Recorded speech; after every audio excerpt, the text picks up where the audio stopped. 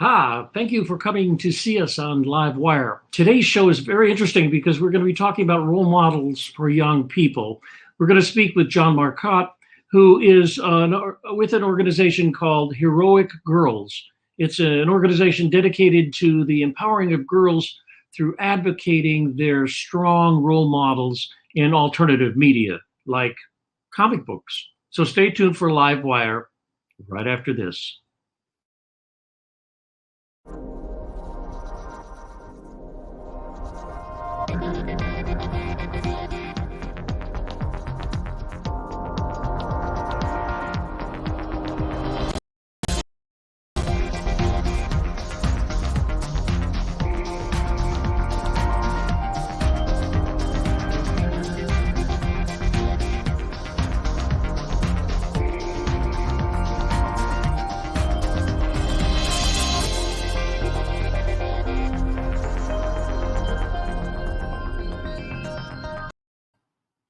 Hello, I'm Ray Tatter, and with me in the internet is John Marcotte. John, are you there? Yeah, I'm here. Ray, Good. so a pleasure to join you. Oh, good. I'm glad you did because it's a really interesting topic to talk about role modeling, and especially in toys and books and comic books and films and cartoons. We talked earlier about how it separates boys from girls in terms of the potentials in role modeling. And I find a fascinating subject. And it's your contentions from my earlier discussion with you that we need to make some big changes. Yeah, I mean, pop culture and media is how we learn about the world. And we're painting a picture of the world for our children that constantly devalues women and girls and tells boys that they're the only important thing in the world. So that's both in quality and quantity of media. The quantity is the big one that's just easy to put a numeric value on. If you look at the top 100 picture books sold last year, 2/3 of them feature a male protagonist or boy rather than a female. So boys are told twice as often as girls that they're the hero of the story, that they're the most important person. And we reinforce that over and over again the entire time they're growing up. And that, teaches girls to devalue themselves and teaches boys to overinflate their own confidence. And it's not good for either gender, really. Are there any positive aspects? I mean, I think of characters in in some films or books, like Hermione and Harry Potter, and a number Pippi Longstocking, Laura Ingalls Wilder. These are all from my youth. I think I'm bringing stuff up. There are more, but what about those characters? Well, I think they're wonderful. There's just not enough of them. Girls have some strong positive role models. They just don't have as many as the boys do. I like all of those characters, although Hermione is kind of a fun character. Because Hermione was originally supposed to be the hero of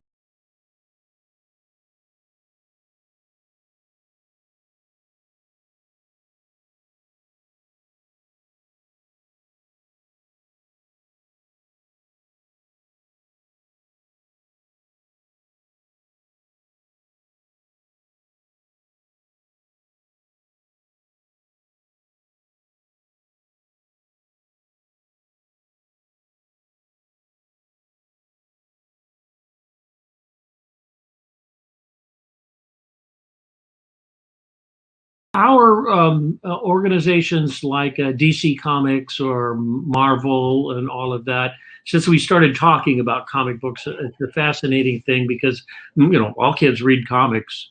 Yeah. And how is that working now? Well, I think it's better than it used to be. I mean, girls were in superhero comics a big afterthought. They really didn't promote the idea of female heroes at all. If you look at it, Batman's a man, but Batgirl was a girl. Superman's a man, but Supergirl is a girl. The men were men, but the females were girls. They didn't give them the woman moniker very often. Today, when they create a character, they do a much better job but the representation just isn't there. Comic books turned into kind of a boy thing, and there aren't as many women reading comic books as there could or should be. So it's one of those chicken and the egg things. We need more women to read comics so that they see there's a market there, and then the publishers will make more female comics. And we're getting there. It's happening slowly but surely. But, there's just a lot of work left to do.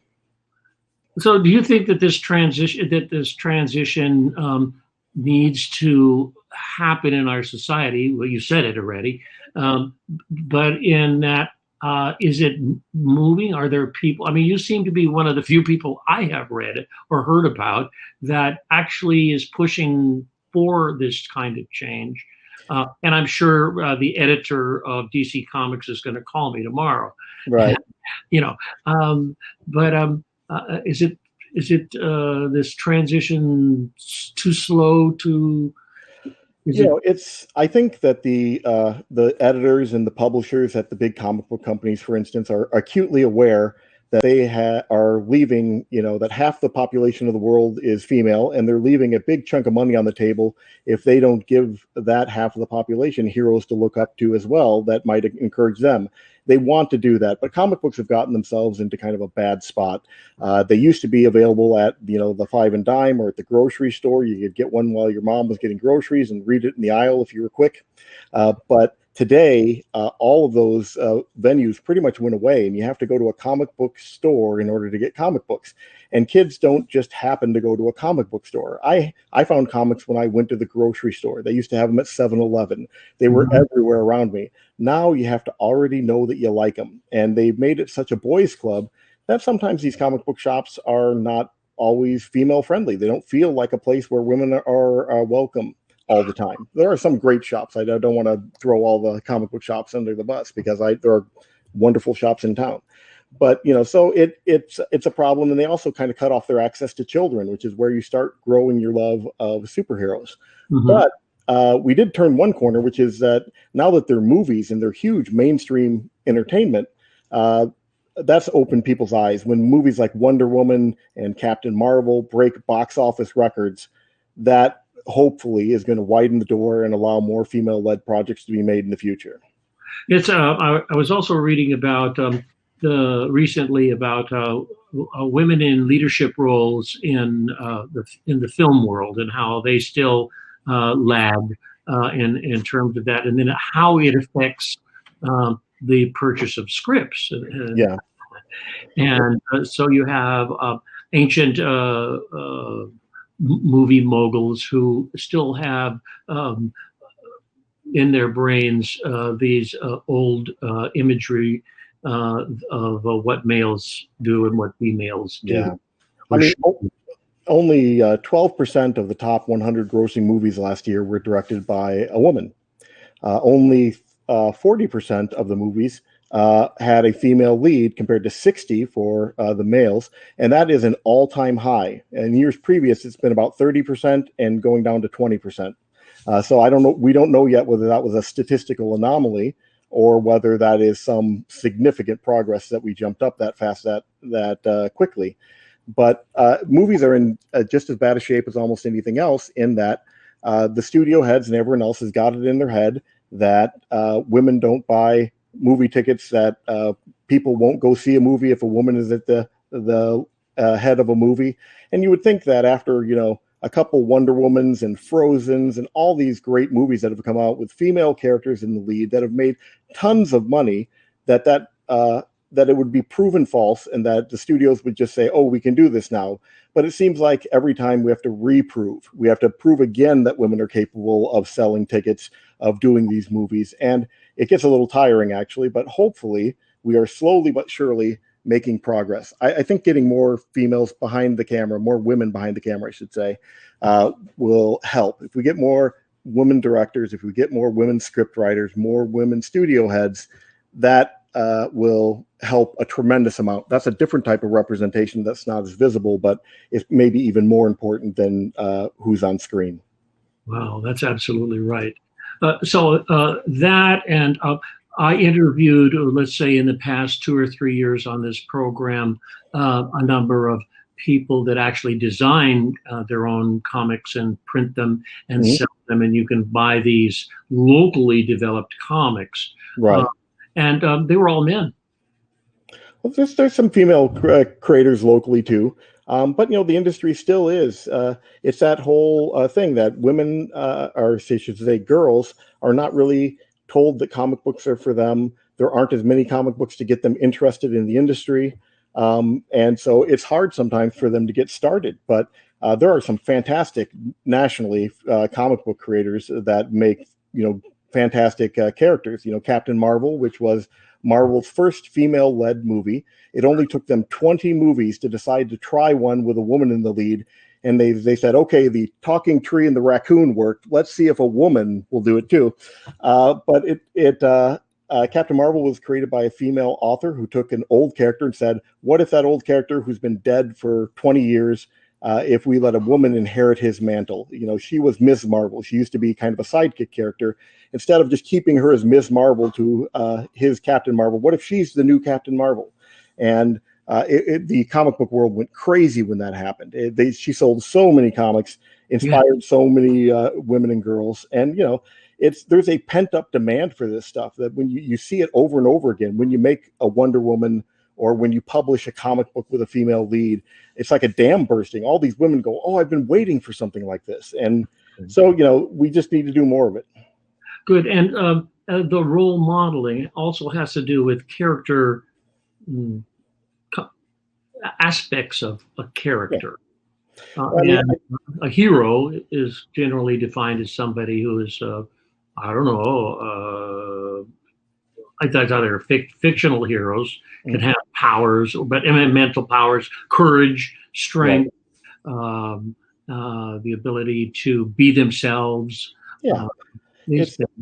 If we're talking about the kind of the quality of the characters that kids are given to look up to, historically and even up till today, the big thing that girls are told to look up to are princesses. Princess culture dominates the toy store in particular. If you ever walk down the aisles of the toy store, there's that one pink aisle that's just solid pink and nothing but Barbies and princesses the entire way. Yeah. And historically, not the more recent Disney movies, but you look at it, princesses would wait for their prince to come. They would wait to be rescued. Most of the early princess movies were like, you had Snow White and Sleeping Beauty who fell into deep sleeps and just waited for someone to come rescue them. They're not very active participants in their own life story. That's why I think that a shift to more active role models, things like superheroes or action heroes, when women are told they can be the hero of their own life story, you can be the protagonist, you can be the one that gets things done. Telling kids that at a young age is setting them up for better gender equality and more success later in life, because we're not intending to do it, but we subtly reinforce this idea that women and girls aren't as capable as men and boys all the way through childhood. And then we wonder why the world around us isn't equal when we get done. And it's because we kind of sowed the seeds for that all the way through childhood. Yes, I went before we came on the air. You gave me a statistic from a study in Britain about how up until a certain age, the girls were very strong in terms of their courage and personal drive. But then all of a sudden, what happened? Yeah, it was a study done in Britain, and they surveyed a grade school aged children, and they asked them, who is smarter, boys or girls? And when up until the age of 5, if you ask boys and girls who's smarter, boys will say boys are smarter, and girls say girls are smarter. But when they hit the age of 6, and they ask the same question, who's smarter? Boys say boys are smarter, and girls agree with the boys. Sometime between the age of 5 and 6, girls start thinking that they are capable of less than boys. And it's ridiculous and heartbreaking, especially because at that point in their academic career, girls outperform boys. All the way through high school, girls statistically are doing better in school. They're winning. And at the same time, they don't think that they can do as much, and they don't think they're as smart as much as the boys do. So that's a problem. And my personal theory is that between 5 and 6, what happens? Well, they go to school and they start reading and getting stories read to them. All these books that have male protagonists and not female protagonists. They're socialized with other children who have those same beliefs. It turns into a system that over and over again subtly tells girls they're not capable and tells boys that they're the kings of the world. And we see that reflected in their attitudes and in the real world, and almost immediately within a year. Within a year, yeah. So, however, things are changing. I mean, there are more women leaders in Europe and throughout the leaders of countries Right. throughout the world, and it's a good sign. Even our language, you don't use the word heroine anymore. Everybody's a hero. Everybody's a hero. Actors are actors. There's not as much actress anymore, except for the Academy Awards. I don't use it, even though when I first went to drama school, we used it. Yeah, it's a paradigm shift for everybody. I mean, that's when I was a kid. Same thing. It was actor and actress, and that was just the way it was. You had a hero and a heroine. But at some point, people started putting these subtle kind of meaningless differences in between men and women starts putting the idea that they're fundamentally different, and also seeds the idea that one's better than the other. That we have to protect the women. We can't put them in the same category as the men because the men are just better at everything than women are. So I think that shift of using gender neutral language when you can, when it's not overly forced, I think that's a good thing. And we're slowly moving in that direction. And in another 30 years, we'll probably be sitting around wondering where some other gendered stuff went. But I think that's a good move, even if sometimes it feels a little strange. So, John, do you think that there should be some kind of organization in government or in the school districts that deals with these issues of transition? Well, I think that it's a topic of education that is not really being catered to very much at this point. Schools are so worried about, teaching to the tests that the kids have to take, that teaching them socialization, teaching them, that the genders are equal. I mean, we give lip service. I'm sure kids are told over and over again that boys and girls are equal, that girls are just as good as boys. But when we tell them that, and then the reading that they do in school, 2 out of 3 of the books are about boys, not girls. And the movies they watch, 2 out of 3 of them are for boys, not girls. That sends its own message. I see we got one of my memes up. Yeah, I don't know if you have a screen. You can see. I can tell if the boy or girls. Here's a guide. Yeah, this is it's actually, I didn't make this one. I don't want to take credit for that, but it's a meme that I've shared many, many times. And so it's basically saying, how do you tell if it's a boy or a girl toy? And it's going to be hard to read on the screen, so I'll read it out. The blue circle there says, do you operate the toy with your genitalia? And then if the answer is yes, this toy is not for children. And if the answer is no, the toy is either for girls or boys. By having those arbitrary differences in the toy aisle, by telling, boys get erector sets and girls get baby dolls, we're guiding them towards their career paths later in life.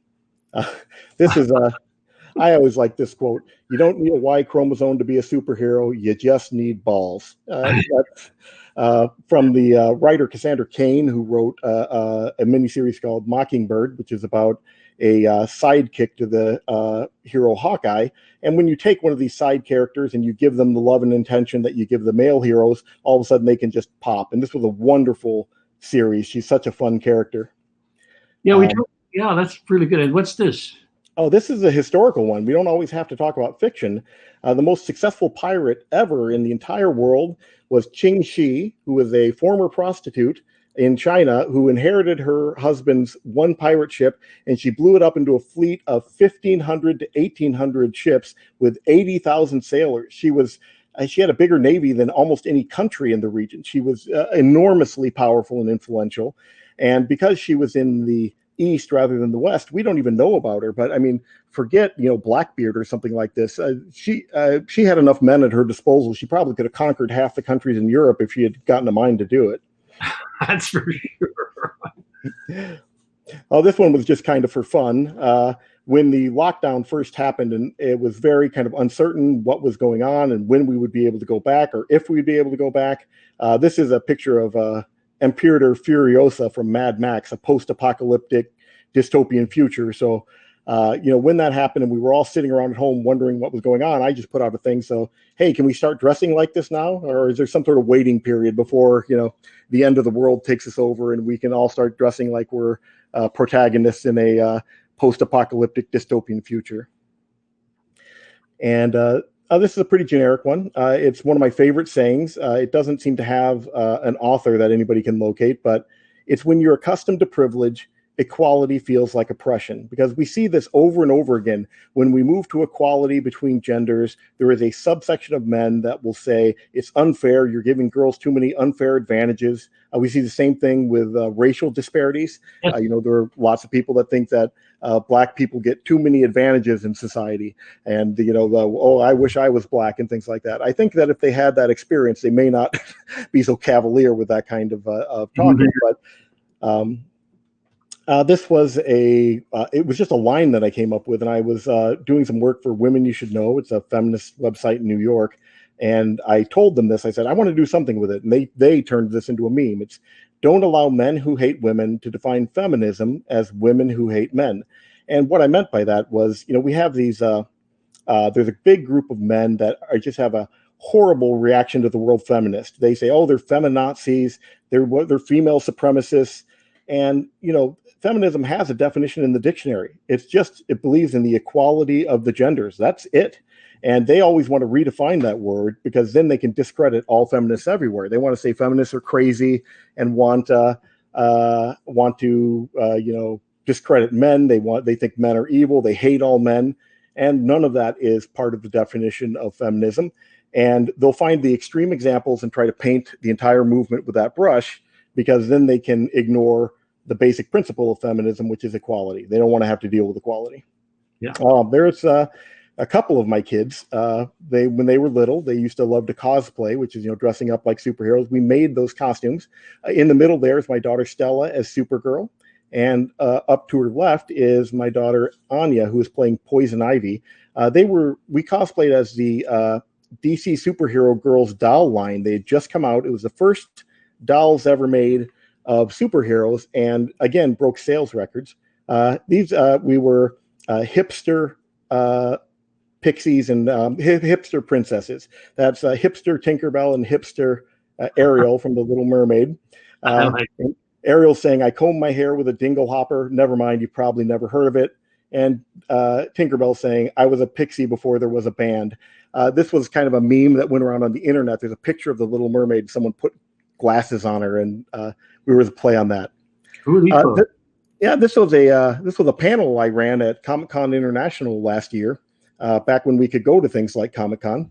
I did a panel on women in horror movies, because horror, for whatever reason, is the genre of movie that does the best. We said that typically only 31% of roles go to women. In horror movies, it's 47% of the movies have a female protagonist. It's almost half. And women are often more active in those movies. They're the one that ends up fighting the big bad evil guy at the end. They're the last one left, and they turn the tables on him and come out victorious. So I had a bunch of women that were in horror movies and television shows talking with me about why they think that is, why they think horror movies can actually be empowering for women. I think the old paradigm was that in horror movies, women were just a victim. They would be, running around in their underwear while the guy with an axe is chasing them, and that it didn't present them in a good light. Right. But that has changed quite a bit, actually. Horror movies are generally very, very forward thinking as far as making women the hero of the story.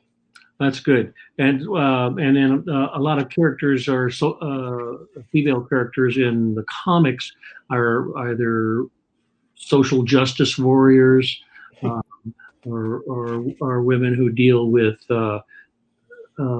evil through specific powers given to them. Right. And also they solve crimes. I thought that was an interesting one too, as well. Yeah. So there are, and it's we're just talking about the quality. I mean, when people ask me what makes a hero, is it the powers? Is it solving crimes? Kind of. But, the bad guys have powers too, and they can sometimes be as strong or stronger than the heroes. The real thing that makes you the hero of the story is what you do with the abilities and gifts you've been given. So, I mean, you have somebody like, Superman. Yes, he's from another planet and he can bench press a Volvo and throw it into the sun. But you also have people like Hawkeye or Batman who are just ordinary guys who have trained themselves, to the peak of physical perfection and who fight crime with no powers whatsoever, because having powers doesn't make you a hero. What you do makes you a hero. Trying to help other people, trying to do the right thing, even at personal cost. That's what makes you a hero. Good. I can't end the show right now. We do have a minute and a half. If people want to know more about this and to find a direction in their lives to help this transition that we've been talking about, moving us up yet another notch away from the sexist world of the past. How do we do it? Well, I think we got a slide that's nudging us in one direction. We have a book club. We do it through Facebook at this point. We do a Facebook live stream, and we read different heroic comic books that feature female protagonists, and usually by female creators too. And this is Ms. Marvel, who is one of the best new superheroes made in the past 20 years. And we're reading that this month, coming up on Sunday, August 30th. You can join us on Facebook at The Heroic Girls. It's the hashtag or the what you put after Facebook. And come find us on Facebook. That's our big community. We have 69,000 people following us there, and we do this mixture of pop culture and feminism that is pretty unique and and very enjoyable, I think. Great. I think it's fascinating to talk to you and about your organization and your knowledge of how the media shapes our reality. Yeah, it's media shapes perception. If we never show girls a world where they're as important as boys are in books and television shows and movies, they're not going to think that's possible. So we have to, dream it before it becomes a reality. We have to show them a world where they're just as good as the boys, where they're equal to the boys, and then that world might actually happen in the real world. But we gotta show them it first. We can't just pay it lip service. We gotta put our money where our mouth is and give them more media where the girls are in charge, where the girls are the hero, because we're not doing a good enough job for them now. John Marcotte, thanks so much for talking to me on LiveWire. Thank you so much, Ray. Come on back.